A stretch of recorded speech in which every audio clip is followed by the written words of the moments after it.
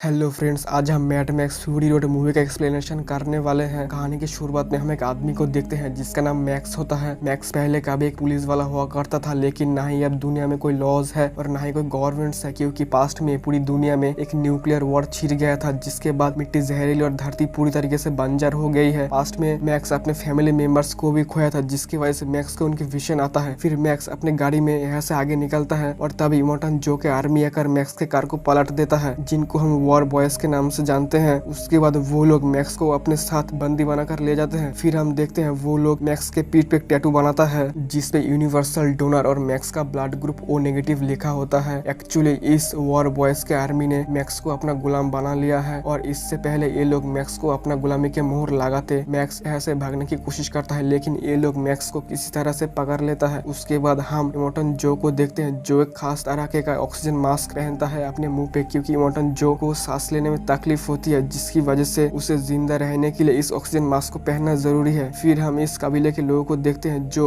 भूखे प्यासे और बहुत ही कमजोर होते हैं, क्योंकि दुनिया में रिसोर्सेस ना होने की वजह से सब लोग भूखमरी से जूझ रहे होते हैं। लेकिन इमोर्टन जो के पास पानी और जिंदा रहने के लिए रिसोर्सेस मौजूद होता है, जिसकी बदौलत वो इस कबीले के लोगों के ऊपर अपना हुकूमत चलाता है और वो इस कबीले के लीडर भी है। फिर इमोर्टन जो कहता है, मैं ही तुम्हारा मुक्तिदाता हूँ, मेरी ही बदौलत तुम ऊपर उठोगे इस दुनिया की राख से। उसके बाद इमोर्टन पानी छोड़ता है और वो सब लोग बहुत ही खुश हो जाता है। इस दौर में पानी के साथ पेट्रोल भी एक ऐसी चीज है जो बहुत ही कीमती होता है। फिर इमोर्टन जो अपने दलपति फ्यूरियोसा को अपने कुछ लोगों के साथ फ्यूल स्टेशन पर पेट्रोल लेने भेजता है, लेकिन फ्यूरियोसा पेट्रोल लेने नहीं जाता। वो अपनी गाड़ी को पूरब की तरफ मोड़ लेता है। उसका एक आदमी उससे पूछता है, हमें सीधा जाना था। फिर फ्यूरियोसा कहती है, हम पूरब की ओर जाएंगे। फ्यूरियोसा इन सभी का दलपति होता है, जिस वजह से सबको फ्यूरियोसा के ऑर्डर को मानना पड़ता है। इसलिए अब सभी गाड़ियां पूरब की तरफ जाने लगता है, लेकिन ये सारा नजारा इमोर्टन जो अपने दूरबीन से देख रहा होता है। फिर इमोर्टन भागकर अपने एक सीक्रेट रूम में जाता है, जहाँ पर उसने 5 लड़कियों को बंदी बनाकर रखा था, ताकि वो बच्चे पैदा कर सके, जिससे इमोर्टन जो अपने वंश को आगे बढ़ा सके। पर अब वो 5 लड़कियां यहाँ पर नहीं होता है। वो समझ जाता है फ्यूरियोसा उन लड़कियों को अपने साथ लेके गया है। फिर इमोर्टन जो अपने आदमी को उनको पकड़ने के लिए कहती है, जिनको वॉर बॉयज कहा जाता है। यहाँ पर वॉर बॉयज के आर्मी हमेशा तैयार रहते हैं इमोर्टन जो के ऑर्डर्स को मानने के लिए। ये लोग इमोर्टन जो के लिए अपनी जान भी दे सकता है। फिर हम इस ग्रुप के एक लड़के को देखते हैं जिसका नाम नाक्स होता है, जो इन ग्रुप में से सबसे ज्यादा इमोर्टन जो को मानता है। नाक्स बहुत ही कमजोर होता है। एक्चुअली इमोर्टन जो के सभी आदमी न्यूक्लियर रेडिएशन की वजह से एक बीमारी से ग्रस्त है, जिसके कारण इन सभी में खून की बहुत कमियां होता है, जिससे इन सभी को हमेशा खून की जरूरत पड़ती है। इसलिए ये लोग मैक्स को बंदी बना लिया होता है, ताकि वो मैक्स को अपने ब्लड बैंक की तरह यूज कर सके। यहाँ पे नाक्स इसी तरह से फ्यूरियोसा को पकड़ना चाहता है। उसके बाद हम देखते हैं इमोर्टन जो अपने वॉर बॉयज आर्मी के साथ फ्यूरियोसा को पकड़ने के लिए निकल पड़ता है। यहाँ पे हम नाक्स को देखते हैं, जिसने अपने गाड़ी के आगे मैक्स को बांध लिया होता है। मैक्स के शरीर से एक पाइप जॉइंट होता है, जिससे खून नाक्स के शरीर में जा रहा होता है, ताकि उसे एनर्जी मिलती रहे। नाक्स हमेशा से ही इमोर्टन के लिए कुछ करना चाहता था, इसलिए उसके पास एक मौका होता है फ्यूरियोसा को पकड़ने का। फिर हम फ्यूरियोसा को देखते हैं जो अब ड्राइव करते करते दुश्मन के इलाकों में आ जाता है, जहाँ पे फ्यूरियोसा के सामने वाली गाड़ी दुश्मन के ट्रैप में आकर पलट जाता है। दुश्मन के लोग फ्यूरियोसा के पीछे पड़ जाते हैं और इनके टीम मेंबर्स के ऊपर हमला करने लगते हैं, जिससे फ्यूरियोसा के टीम मेंबर्स एक एक करके मारा जाता है। अब इमोर्टन भी अपने आदमी के साथ इन तक पहुंच जाता है, जो फ्यूरियोसा को पकड़ना चाहती है, और जो वहाँ पे दुश्मन के लोग होते हैं वो उनसे लड़ते हैं और उनको एक एक करके मार देते हैं। यहाँ पे इससे पहले वो सभी लोग फ्यूरियोसा को पकड़ते, तभी इनके सामने एक बहुत बड़ा तूफान आ रहा होता है। फिर फ्यूरियोसा अपनी गाड़ी लेकर उस तूफान के अंदर चली जाती है, लेकिन यहाँ पे नाक्स, जिसके गाड़ी के आगे मैक्स बांधा हुआ होता है, वो भी अपने गाड़ी लेकर फ्यूरियोसा के पीछा करते करते इस तूफान के अंदर चला जाता है। फिर नाक्स अपनी गाड़ी को फ्यूरियोसा के गाड़ी के सामने ले आते हैं। नाक्स अपने गाड़ी का सारा तेल लीक कर देता है। वो खुद शहीद होकर अपनी गाड़ी को ब्लास्ट करने का सोचता है, ताकि वो फ्यूरियोसा को रोक सके, लेकिन वो अपने गाड़ी को ब्लास्ट करता है इससे पहले फ्यूरियोसा नाक्स के गाड़ी को टक्कर मार के निकल जाता है। फिर हमें तूफान के बाद का सीन दिखाया जाता है। मैक्स अभी भी जिंदा होता है। यहाँ पे मैक्स एक जंजीर से जुड़ा हुआ है, जो नाक्स के हाथ पे लॉक्ड होता है। नाक्स जो अब मर चुका है, फिर मैक्स इस जंजीर को खोलने की प्रयास करता है, लेकिन वो इसको खोलने में नाकामयाब रहता है। फिर मैक्स कुछ दूर में खड़ी एक गाड़ी को देखता है। अब मैक्स नाक्स को अपने कंधों पे उठाकर उस गाड़ी के पास जाता है, जहाँ पे हम फ्यूरियोसा और उसके साथ 5 लड़कियों को देखते हैं। ये वही 5 लड़कियां होती है जिसको इमोर्टन ने अपने पास बंदी बनाकर रखा था। इनमें से एक लड़की है जो प्रेग्नेंट होता है। फिर मैक्स मैक्स उस पर अपनी गन पॉइंट पे खुद के लिए पानी मांगता है। उसके बाद वो इनको अपने जंजीर को काटने के लिए कहता है और जब एक लड़की जंजीर काट रही होती है तभी फ्यूरियोसा मैक्स के ऊपर हमला कर देती है। फिर ये दोनों आपस में लड़ रहे होते हैं और तभी हम देखते हैं नाक्स जो कि मैक्स के जंजीर के साथ बंधा हुआ था अब वो भी उठ जाता है। एक्चुअली नाक्स मरा नहीं था, वो बस बेहोश हो गया था। नाक्स जो खुद फ्यूरियोसा को पकड़ना चाहता था जिसके बदले वो इमोर्टन जो से कुछ भी मांग सकता था, इसलिए वो मैक्स को हेल्प करता है। फिर ये दोनों मिलकर फ्यूरियोसा को अपने कब्जे में ले लेते हैं। नाक्स इससे खुश हो जाता है और वो मैक्स के जंजीर को काट देता है। फिर नाक्स कहता है मैं इस गाड़ी को चलाना चाहूंगा, लेकिन मैक्स उसे एक पंच मार के गाड़ी लेकर चला जाता है। यहाँ पे जो 5 लड़कियां होती है जिनको फ्यूरियोसा इमोर्टन जो के चंगुल से छुड़ा कर लाया था, जिस वजह से अब इमोर्टन इन सबको पकड़ना चाहती है, इसलिए फ्यूरियोसा इन 5 लड़कियों को कहता है अगर तुम्हें यहाँ से निकलना है तो मेरे साथ चलो, क्योंकि इमोर्टन जो अपने आर्मी के साथ पीछे से इनको पकड़ने के लिए आ रहा होता है। यहाँ पे मैक्स जो फ्यूरियोसा के गाड़ी लेकर गया था वो गाड़ी थोड़ी दूर में जाकर रुक जाता है। अब फ्यूरियोसा अपने गाड़ी तक पहुंचता है और वो मैक्स को कहता है तुमने गाड़ी स्टार्ट करने समय गलत स्विचेस दबाए, क्योंकि फ्यूरियोसा ने अपने गाड़ी में सीक्वेंस सेट किया होता है जिस वजह से ये गाड़ी फ्यूरियोसा के बिना नहीं चल सकती। इसलिए अब मैक्स को अपने साथ इन सभी को गाड़ी में लेकर जाना पड़ता है। फिर हम नाक्स को देखते हैं जो दौड़कर इस गाड़ी के पीछे चढ़ जाती है। वो सब एक पहाड़ी इलाके की तरफ जाने लगता है। यहाँ पे नाक्स नीचे से फ्यूरियोसा के ऊपर हमला कर देती है। उसके बाद वो सब नाक्स को अपने कार से बाहर फेंक देते हैं। फिर नाक्स देखता है पीछे से इमोर्टन जो अपनी आर्मी लेकर आ रहा होता है, इसलिए नाक्स अब उनके पास जाने लगती है। उसके बाद हम फ्यूरियोसा को देखते हैं जो अब पहाड़ी इलाके के अंदर एंटर कर चुका है। इस पहाड़ी में एक बाइकर गैंग का टीम रहता है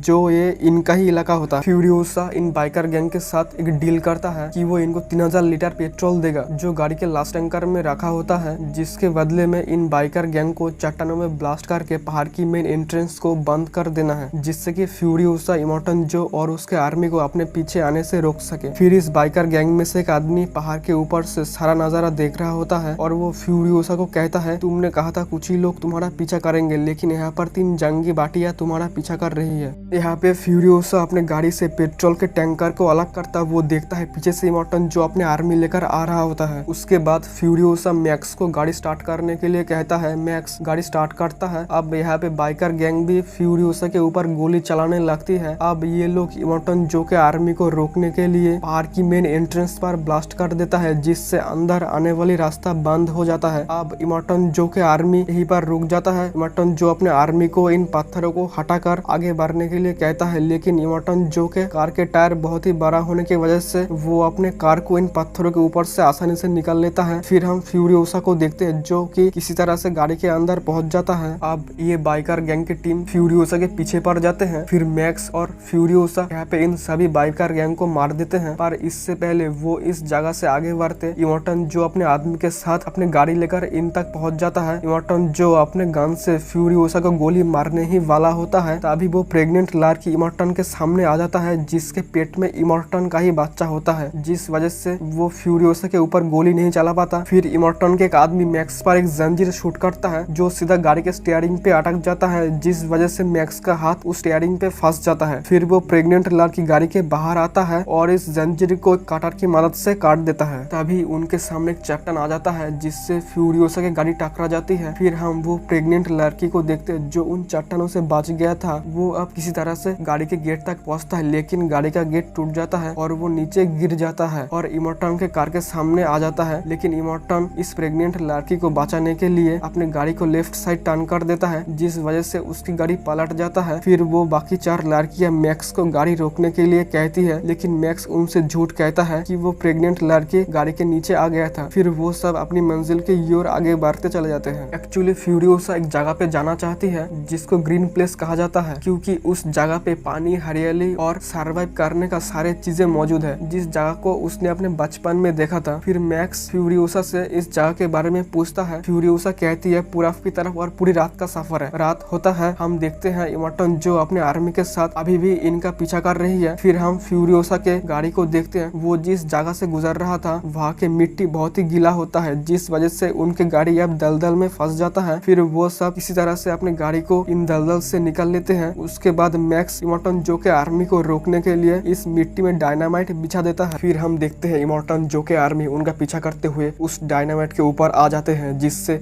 एक बहुत बड़ा ब्लास्ट होता है। इस ब्लास्ट में इमोर्टल जो के कुछ आदमी मारा जाता है मिट्टी में दलदल होने की वजह से। अब इमोर्टल जो अपने आर्मी के साथ यहीं पे रुक जाता है। यहाँ पे हम उस प्रेग्नेंट लड़की को आखिरी सांस लेते हुए देखते हैं। उसके बाद इमोर्टल जो के आर्मी में से एक गाड़ी फ्यूरियोसा को मारने के लिए आगे बढ़ रहा होता है। फिर हम मैक्स को देखते हैं, वो फ्यूरियोसा को गाड़ी लेकर आगे बढ़ने को कहता है। मैक्स अब एक कॉइल का डिब्बा लेकर उस गाड़ी की तरफ बढ़ता है जो इनके तरफ आ रहा था। कुछ देर में एक बहुत बड़ा ब्लास्ट होता है, जिस वजह से अब फ्यूरियोसा को लगती है कि मैक्स उस ब्लास्ट में मारा गया। तभी फ्यूरियोसा देखती है उनके तरफ कोई आ रहा होता है, इसलिए वो उस तरफ अपनी गन पॉइंट करके रुक जाता है। फिर हम देखते हैं वो मैक्स ही होता है, वो अब उन लोगों को मार दिया होता है। उसके बाद हम सुबह का सीन देखते हैं। अब फ्यूरियोसा अपने दूरबीन से दूर में टावर को देखता है। फ्यूरियोसा कहती है, मैंने इस टावर को अपने बचपन में देखा था, जो इस जगह पे फ्यूरियोसा अपने बचपन में रहा करता था। उसके बाद फ्यूरियोसा उस जगह पे जाता है जहाँ पर फ्यूरियोसा अपने पुराने काबिले के लोगों से मिलता है। ये सब लोग फ्यूरियोसा को पहचान लेते हैं। फ्यूरियोसा इन्हें बताती है, मेरे साथ जो ये 4 लड़कियां हैं, मैं इनको ग्रीन प्लेस ले जाना चाहती हूँ। तभी एक बूढ़ी औरत कहती है, तुम सब अपने पीछे जिस दलदल इलाके को छोड़ के आए हो, वही जगह पहले ग्रीन प्लेस था, जो पहले रहने लायक था, पर अब वहाँ रहा नहीं जा सकता। फ्यूरियोसा को ये सुन के बहुत दुख होता है। फिर वो अकेले एक जगह पे बैठ के रोने लगता है, लेकिन इनके पास अभी भी एक उम्मीद होता है। फिर वो सब एक प्लान बनाते हैं कि वो इस सूखे हुए समुंदर के उस पर जाएंगे, जिससे कि वो सब अपने रहने के लिए घर ढूंढ सके। यहाँ पे फ्यूरियोसा मैक्स को कहती है, हम कल सुबह ही उस पर जाने के लिए रवाना होंगे। फ्यूरियोसा मैक्स को भी अपने साथ आने के लिए कहता है, लेकिन मैक्स उस पर नहीं जाना चाहता। वो अपने मंजिल को खुद तय करना चाहता है। उसके बाद हम देखते हैं सुबह होते ही वो सब निकल पड़ते हैं, लेकिन मैक्स रुक जाता है। फिर तभी मैक्स को एक छोटी लड़की के विजन आता है। वो कहती है, तुमने मुझे वादा किया था कि तुम मुझे बचाओगे, पर तुम मुझे बचा नहीं सके, क्योंकि मैक्स अपने पास्ट में इस लड़की के जान बचा नहीं पाया था। इस विजन के बाद मैक्स अपने बाइक से उनका पीछा करते हुए फ्यूरियोसा के पास पहुंचता है। वो फ्यूरियोसा को कहती है, तुम जिस तरफ जा रही हो उस तरफ जाना बेकार है और नमक के सिवा कुछ नहीं है। हमें वापस इमोर्टल जो के किले पर जाना चाहिए, क्योंकि वहाँ पर